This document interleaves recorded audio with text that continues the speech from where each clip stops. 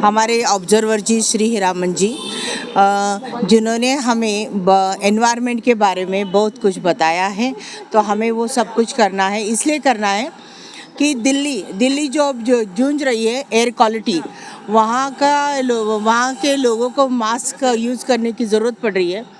तो वहाँ का जो एनवायरनमेंट या एयर क्वालिटी लेवल है ये 2.5 पीएम के ऊपर चला गया है। तो उसके बहुत सारे रीज़न है, जैसे वो लोग सब्टल जला देते हैं, जैसे खेत में ये का जो भी निकला है तो उनको जला देंगे तो उसकी वजह से कार्बन फैलेगा। फिर बहुत सारी गाड़ियाँ हैं तो गाड़ियों से कार्बन फैलता है।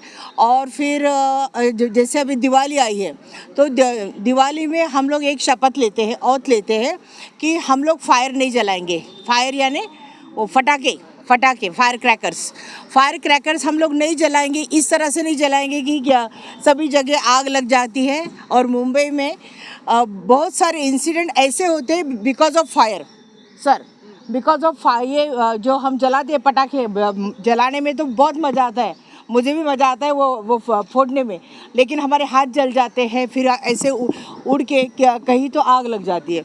तो हम फायर नहीं जलाएंगे। जैसे पंजाब में सब्टल जलाते हैं, हम फायर नहीं जलाएंगे। तो हम बच्चों को पैसे नहीं देंगे कि आप वो खरीदें। अगर हम इस पर अगर कंट्रोल कर सकते हैं तो हमारी जो परिस्थिति है दिल्ली के जैसे नहीं होगी। करेक्ट बोल रही हूँ ना सर? दिल्ली में अभी जो भी चल रहा है, लोग मास्क यूज़ कर रहे हैं और पोल्यूशन इस तरह से बढ़ रहा है कि रहना मुश्किल है। तो हम लोग अगर कंपैरेटिव स्टडी करते हैं दिल्ली और मुंबई के बीच में, तो मुंबई हमारा थोड़ा सा, हम लोग थोड़े से पीछे है। और इस वजह से क्या हो रहा है कि ग्लोबल वार्मिंग की वजह से देखो आप अभी 8 बज रहे हैं लेकिन धूप कितनी है, कितनी गर्मी हो रही है, ये बिकॉज ऑफ ग्लोबल वार्मिंग। फिर शाम को बारिश आएगी, दिन में बहुत सारी धूप होगी, तो ग्लोबल वार्मिंग। अभी ये ग्लोबल वार्मिंग किस तरह से बढ़ता है तो कार्बन बढ़ रहा है। और शहरों में कार्बन किस तरह से होगा तो SO2 होगा। जैसे हम गाड़ियाँ चलाते हैं, वहाँ से जो भी गैस निकलता है उससे पोल्यूशन फैलता है। फिर हम लोग देवनार होगा, डंपिंग ग्राउंड में जो जलाते हैं उसके ऊपर प्रोसेसिंग नहीं करते हैं, उसी वजह से भी एयर पोल्यूशन बढ़ता है।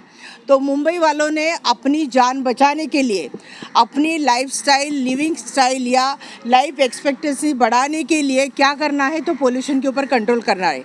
जैसे अभी सर जी ने कहा है कि प्लास्टिक, हमने क्या किया था 10-15 साल पहले एक कमेटी फॉर्म की थी और जो 2 माइक्रोन के नीचे का जो प्लास्टिक होगा थिकनेस, तो उसके ऊपर हमने बैन कर दिया था। वो तो सब सरकारी चीज़ें होती है, लेकिन जब तक लोग उसका इस्तेमाल नहीं करेंगे, जैसे शॉपकीपर है, दुकान वाला है, उससे हम कहेंगे कि भैया जी हमें वो प्लास्टिक की थैली मत दो, हमें वो कपड़े की थैली, हम खुद घर से लेके जाएंगे कपड़े की थैली, उसमें हमारा भाजी वगैरह वगैरह जो भी होता है वो सब हम ले जाएंगे। इस तरह से हमारी छोटी छोटी आदतों का अगर हम सुधार सकते हैं तो हम बहुत कुछ कर सकते हैं। दूसरे सर जी को मैं बताना चाहूँगी, सर हमारी रोड चौकी है, रोड चौकी में हमने बैंगन उगाए हैं, भिंडियाँ उगाई है, आपको हम लेके जाएंगे।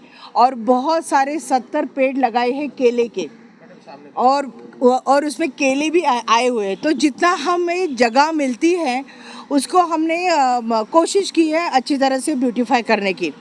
तो हमें क्या करना है, ग्लोबल वार्मिंग से बचने के लिए मुंबई की इस तरह से परिस्थिति होने वाली है कि जैसे दुबई है, दुबई में 50 डिग्री के ऊपर ये होता है टेम्परेचर। तो अगर 50 के ऊपर टेम्परेचर होगा तो हमें घर से बाहर निकलना मुश्किल हो जाएगा और हमें सबको AC का इस्तेमाल करना होगा। अगर हम चाहते हैं कि हमारा जो ये है रेगिस्तान ना बने, हमारी मुंबई रेगिस्तान ना बने, तो हमें प्लास्टिक को अवॉइड करना है, कम से कम गाड़ियों का इस्तेमाल करना है, पब्लिक ट्रांसपोर्ट सिस्टम जो है उसे हम अच्छे से यूज़ करना है, मैक्सिमम यूज़ करना है। दिवाली में पटाखे नहीं जलाने हैं।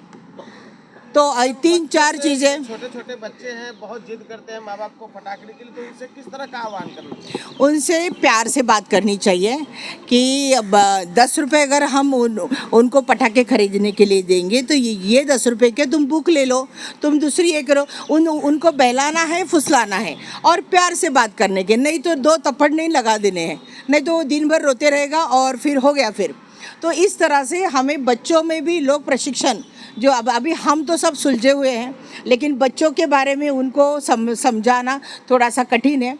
लेकिन बच्चों के जो शिक्षक है, जो वहाँ पर खड़े हैं, शिक्षक बच्चों के जो शिक्षक है वो माँ बाप का नहीं सुनेंगे, लेकिन शिक्षक का सुनेंगे। तो हमारे शिक्षक जो है वो बच्चों को किस तरह से समझाएंगे, आप ज़रा बताइए। दीवार